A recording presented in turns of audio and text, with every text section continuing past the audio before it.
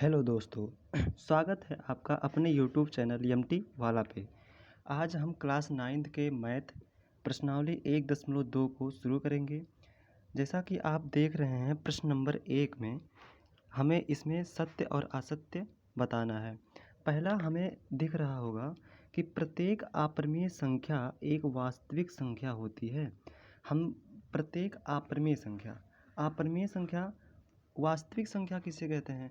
वास्तविक संख्या जैसे कि हमारा अपरिमेय हो गया, परिमेय हो गया, पूर्ण संख्या, पूर्णांक संख्या और मतलब शून्य, इन सभी के समूह को हम वास्तविक संख्या के नाम से जानते हैं। तो हम यहाँ प्रश्न नंबर 1 के पहले में देख रहे हैं कि यहाँ पूछ रहा है हमसे कि प्रत्येक अपरिमेय संख्या एक वास्तविक संख्या होती है। अपरिमेय संख्या का मतलब रूट 2, रूट 6 और रूट में 5, रूट में 7, रूट में 8, ये सभी हमारा क्या होता है? ये सभी हमारा अपरिमेय संख्या होता है। तो अपरिमेय संख्या के समूह को हम वास्तविक संख्या के नाम से जानते हैं। तो इसीलिए हम यहाँ कहेंगे, इस कथन में हम कहेंगे कि यह कथन हमारा सत्य है कि प्रत्येक अपरिमेय संख्या एक वास्तविक संख्या होता है। इस कथन को हम सत्य कहेंगे।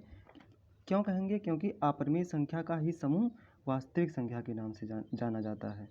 अब आते हैं हम दूसरे प्रश्न पे कि संख्या रेखा का प्रत्येक बिंदु रूट m के रूप का होता है, जहाँ m एक प्राकृतिक संख्या है। तो हम यहाँ देखेंगे कि अगर हम रूट में 9 ले लेंगे तो इसका हम वर्गमूल हमें मिलेगा 1 + 3 और 1 - 3। तो हम देखेंगे कि ये हमारा प्राकृतिक संख्या तो है, बट ये हमारा प्राकृतिक संख्या नहीं है। क्यों? क्योंकि हम 1 से अनंत तक की सभी संख्याओं को हम प्राकृतिक संख्या के नाम से जानते हैं और ये तो हमारा माइनस में चला जाता है, इसलिए हम प्राकृतिक संख्या के रूप में इसको नहीं गिनेंगे। तो ये हमारा कथन क्या होता है? असत्य होता है। क्यों? कह रहा है कि संख्या रेखा का प्रत्येक बिंदु रूट m के रूप का होता है, जहाँ तो हमें यही दिखाना था कि जहाँ यम एक प्राकृतिक संख्या है। तो हम इसका रूट निकाल के देखेंगे। यम के स्थान पे आप जिसका रूट निकलता है वो कोई भी संख्या लेकर आप देखिए, तो वो दो आते हैं, 1 प्लस 1 माइनस। तो अगर माइनस आ जाता है तो यहाँ यम एक प्राकृतिक संख्या के रूप में नहीं गिना जाता है, इसलिए यह कथन असत्य होगा। अब आते हैं तीसरे पे। ये कह रहा है कि प्रत्येक वास्तविक संख्या एक अपरिमेय संख्या होती है।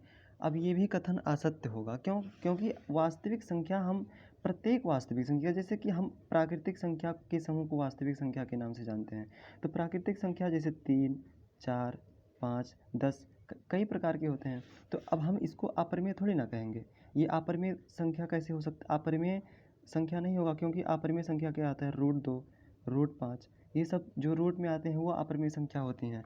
तो अब यहाँ इसलिए ये कथन क्या होगा? ये कथन असत्य होगा कि प्रत्येक वास्तविक संख्या एक अपरिमेय संख्या होती है। तो यह कथन नहीं, ये असत्य है कि ये प्राकृतिक संख्या, ये सब प्राकृतिक संख्या है। तो और ये क्या है? रूट में जो आते हैं वो अपरिमेय संख्या है। तो ये भी कथन असत्य होगा। अब आते हैं हम क्वेश्चन नंबर 2 पे। क्वेश्चन नंबर 2 हमारा क्या कह रहा है कि क्या सभी धनात्मक पूर्णांक के वर्गमूल अपरिमेय होते हैं?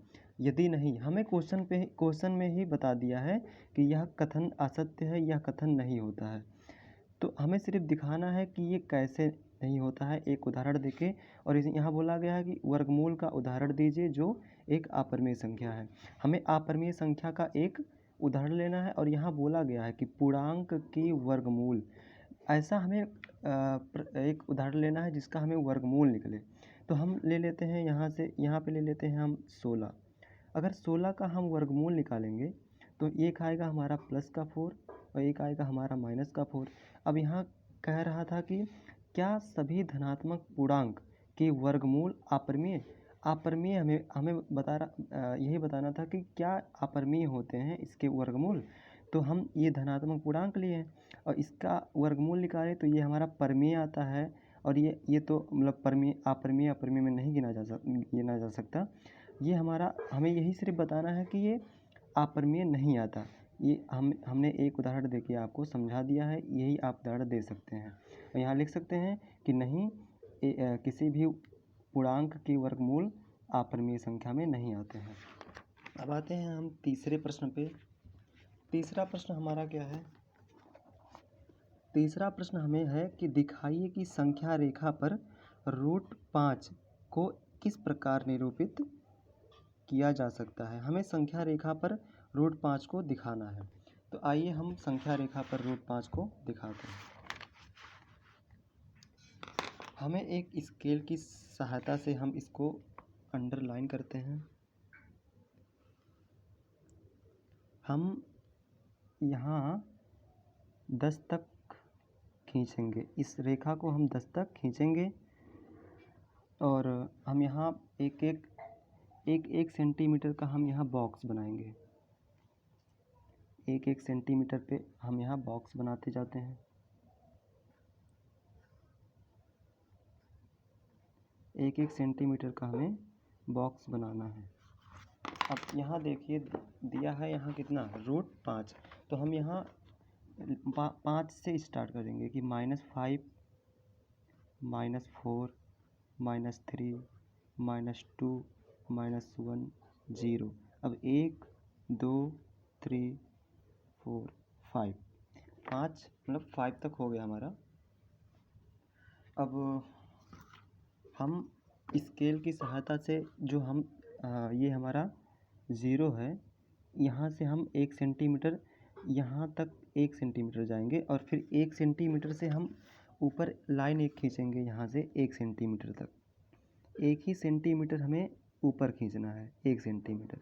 ये हमारा हुआ 1 सेंटीमीटर। इसका नाम हम जो ये 0 है इसका नाम हम रख देते हैं, कुछ भी रख देते हैं हम O रख देते हैं और इसका नाम हम रख देते हैं A और इसका नाम रख देते हैं B। अगर हम देखें ये भी हमारा 1 सेंटीमीटर है और ये भी हमारा 1 सेंटीमीटर है। अगर हम इसको B से O को हम मिलाएं, B से हम O को मिलाएं तो हमारा ये कितना आएगा? ये हमारा कितना आएगा √2।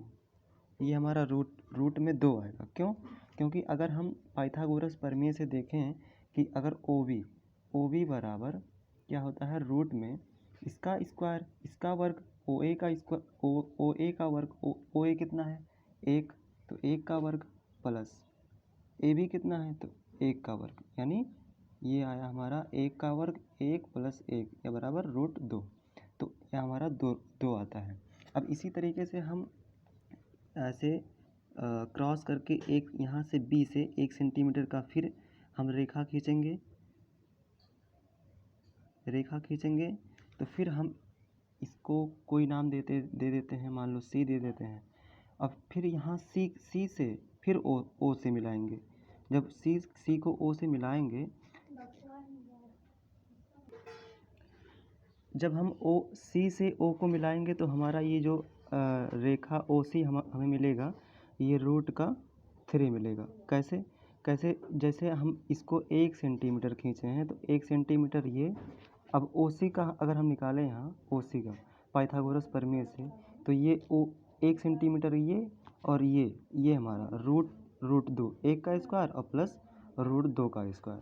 तो अब जब यहाँ हम करेंगे तो 1 का स्क्वायर 1 होता है और √2 का स्क्वायर यहाँ √2 से √2 का हट जाएगा तो 2 आएगा, तो ये हमारा √3 आएगा।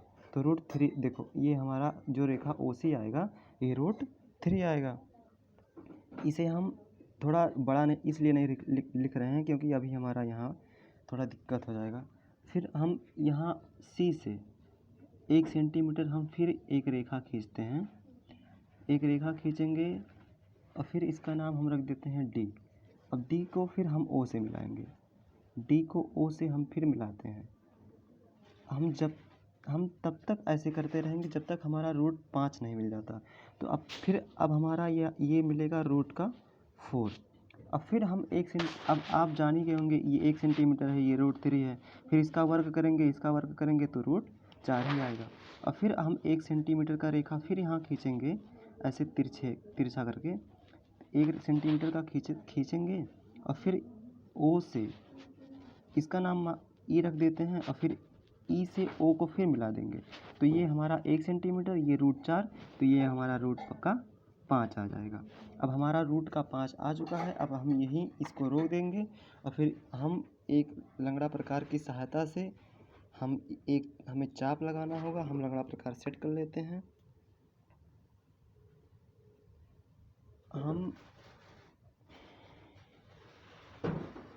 हम इस नोक को ओ पर रखेंगे, इस नोक को ओ पर रखेंगे और यहाँ तक ले जाएंगे ई तक ले जा कर के ई इसको हम त्रिज्या √5 को हम त्रिज्या मान करके ई तक ले जाएंगे। ई तक ले जा करके हम इसको घुमा करके यहाँ तक ला करके एक चाप लगा देंगे। जो हमारा ये आएगा, जो हमारा ये टच करेगा, इसका नाम हम कोई भी नाम रख देंगे, जैसे कि कुछ भी रख दें, हम पी रख देते हैं। तो जो हमारा ये पी आया, ये हमारा क्या हो गया, ये हमारा √5, यही हमारा संख्या रेखा पर √5 प्रदर्शित हो गया। अब हमें यही दिखाना था, पर जैसे प्रश्न में बोल रहा था कि दिखाइए कि संख्या रेखा पर √5 को किस प्रकार निरूपित किया जा सकता है। तो हमने दिखा दिया कि हमें संख्या रेखा पर √5 को इसी प्रकार निरूपित किया जा सकता है। अब जैसे जैसे आप करते गए हैं वैसे वैसे आप रचना में लिख दीजिएगा। अब आज के लिए इतना ही, धन्यवाद।